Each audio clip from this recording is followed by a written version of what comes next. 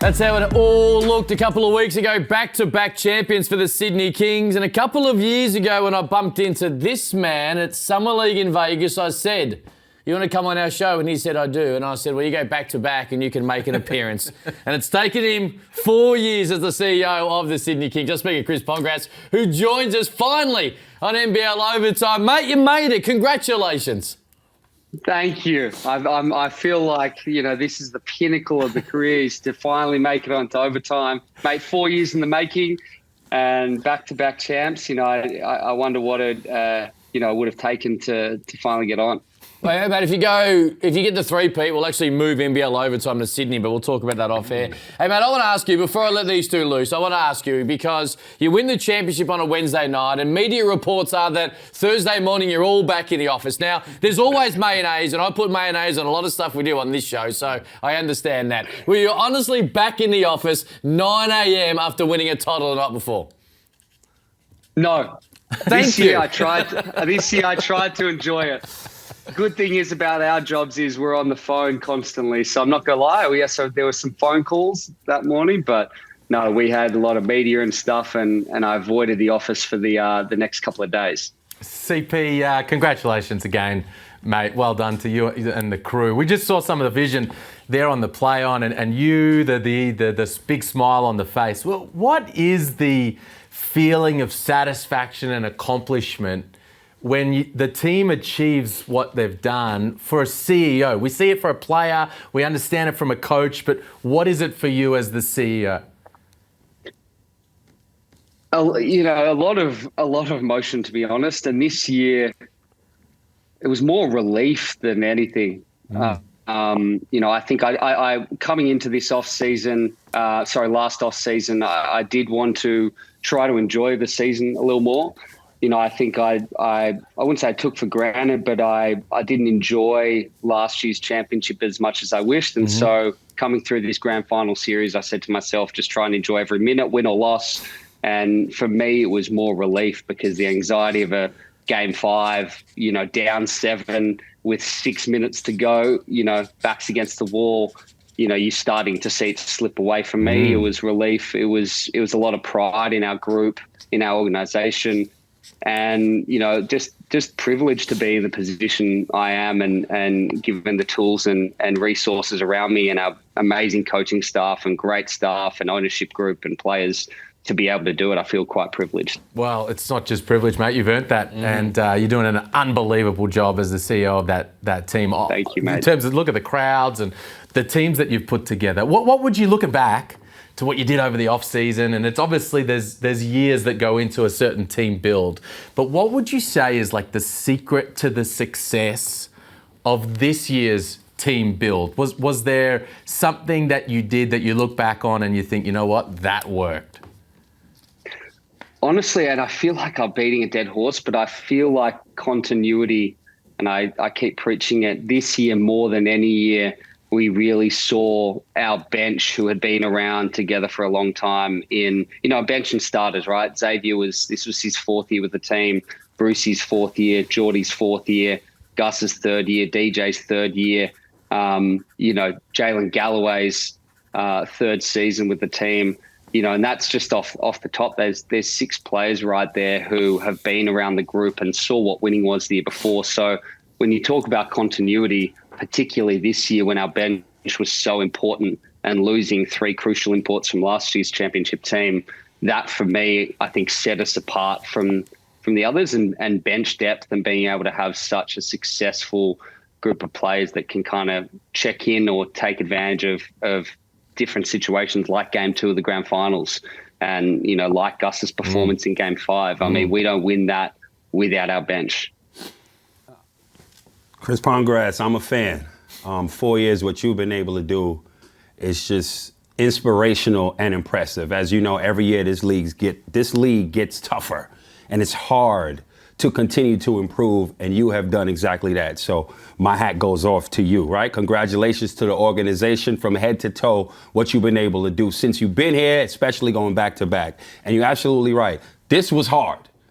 Down 7, 5 left. Enter Angus Glover, the hero, and you go in history books. So salute to that. Jalen Adams, you had last year, right? Has received footage of Angus. I mean, and can we ask Paul Smith? Does he have any other shirt than those two shirts? That's what I want to know. Or is that just game day? He has so many more. He has so many more shirts. You won't believe in how many. Angus Glover, that was heroic. That truly was heroic and inspirational. We saw the pain as we watched the game, as he was breathing, and he breathed life back into the game and to your team. You went from 7 down to 7 up and ran with it. So salute to re-signing him. My question is, at the point guard position, you've done a remarkable job. Jalen Adams, I call him the $1 million man. What he was able to do was incredible. That's big shoes to fill. It is almost impossible to fill that quick, right? The trio's gone. How did you go about getting and finding Derek Walton Jr.? And what is the process like? How do you sell?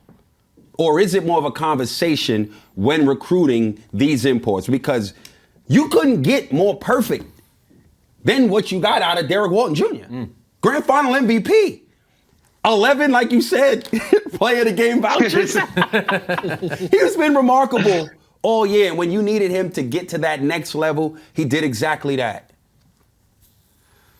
Yeah, for kudos to our coaching staff as well for being able to manage these guys, because, we're lucky enough with the selections and the imports that we've been able to bring in, Casper Ware, Jalen Adams, Derek Walton. So I think how we were able to sell to Derek, but also get him to buy in, was we had our local contingent, already sorted by that stage when we were in conversations with him. So we had also re-signed Xavier Cooks, we'd re-signed DJ. We had the pieces from a local front that we wanted. So now we knew, okay, let's go identify an import point guard that complements those guys' skill set. And DJ is just a shooter and Zave's someone who's a point forward. So let's find a pass first point guard who can still be a killer when we need him to, but he's looking to get others going. And that's exactly what Derek was. And Derek was a killer in college and, has been in his years overseas and in the G League and in the NBA. So for us, it was quite easy, but selling him on, hey, let's get you back to that next level. And that's what we do for both our imports now, our locals, is how can we be a stepping stone to help your, career trajectory, whether that's back to the NBA or into high level Europe or staying in the NBL. And he really bought into that to say, yeah, I've seen the pathway success that this team's been able to have. Jalen Adams, let's come down there. I'll show out. And he did. First all NBL team. He was in consideration for MVP throughout that year. Multiple players of the game. And again, we don't win that game 5 without him, the way he took over in that last quarter as well. So, Derek's fantastic. And all of our other imports were great complementary pieces in, Justin Simon in the defender he was, and Tim Suarez being able to stretch the floor again for someone like Xavier. And, he was the perfect complement to these guys' game. And I think that's really important, is not just building a team around your imports. You build it around locals, and then you complement your locals with the import fit. So we've had success, but I don't want to get ahead of myself. It's a team effort in Luke and Bogues and our ownership group, but primarily our coaching staff to be able to help get them to that next level. CP, there's a certain irony about that, because you are so successful at having that stepping stone and helping these guys get to the next level, and replacing imports, and the 3 of them of which you did was a remarkable effort, of which you may have to do again depending on how the off-season does pan out. But you spoke about it there, basing it around your Australian contingent. We love to see Xavier Cooks into the NBA. You love to see it, but it now makes your off-season a little more harder and a bit more complicated. It's exhausting. It's exhausting. I was thinking, can I have some starters that remain with the club that are not free agents or leaving me every year? I mean, that's why I think it was so important for us this offseason to get our bench locked up, extend Jalen Galloway, Angus Glover. We've got Brucey, Geordie, Jackson McCoy's coming back, Quatnoy pick up his option. For us now, our starting unit with Xavier gone leaves a huge hole.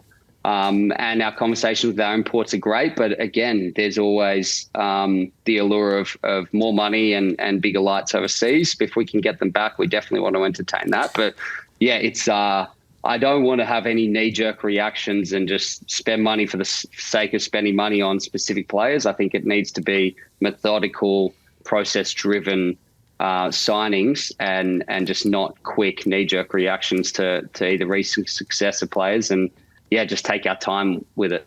So it's going to be an interesting off season, but again, it's exhausting having to get so many chase so many starters back. My last question for you, Will Weaver, fantastic signing when you had him here, great coach.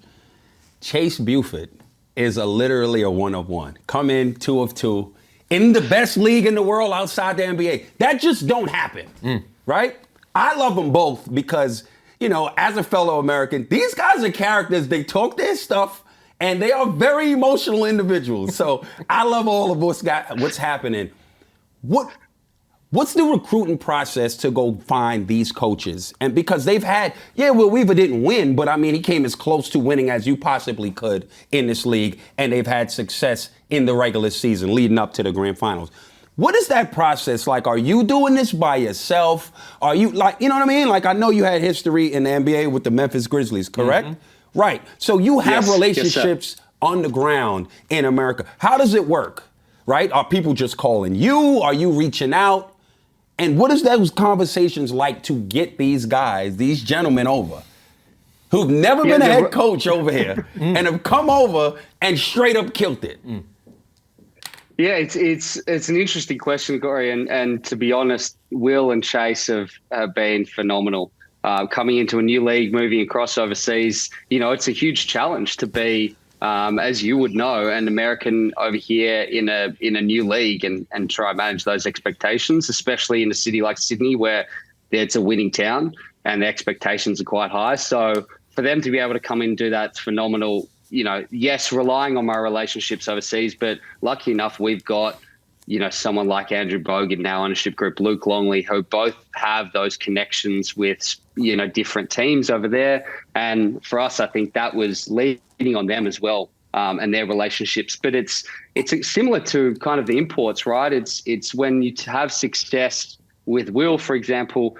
Chase came about organically and we got connected, and it was a great conversation that just led into this opportunity, and you kind of find each other. So you like to keep track of successful coaches as you do players overseas, but it's through introductions, people coming to you or you reaching out to them and tracking success in the NBA or the G League or internationally. And so it kind of comes about organically, but for us, it's keeping tabs on success, both players, executives, coaches overseas. I think it's important.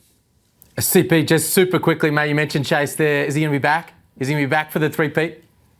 That's the hope and plan. Chase is our head coach, and we're fully supportive. You win it twice, and it's hard not to expect that their NBA team's calling. So I know that those opportunities are on the cards, as with Dave, as with Didi, as with everyone else. We want him to explore that, as with Will, right? And so we never want to be someone that handcuffs, someone to our team. And if those opportunities arise, we're fully supportive of him exploring them, because those opportunities don't come around often. So if that comes about, great, we're supportive of him, and then we move on to the next step and find someone else. But at this point in time, he's our guy. We're committed, and we're just thrilled about trying to build the team together. The irony of all of that is there's NBA organizations interested in those gentlemen. I'm sure they're interested in you as well. That's a good point. I'm going to stop right there. Yeah. You ain't even I'm not going to put you in a position to answer that. I'm just going to stop right there. Hey, Chris, we appreciate your time as always. Comment. We got to go to a break. We appreciate it. We know the Sydney Kings watch and use this show as motivation to claim back-to-back titles because, hey, only one of us tipped is the winner, man, so I appreciate it as always. Listen, the price is going up. They got to pay this man. The price is going up. For him.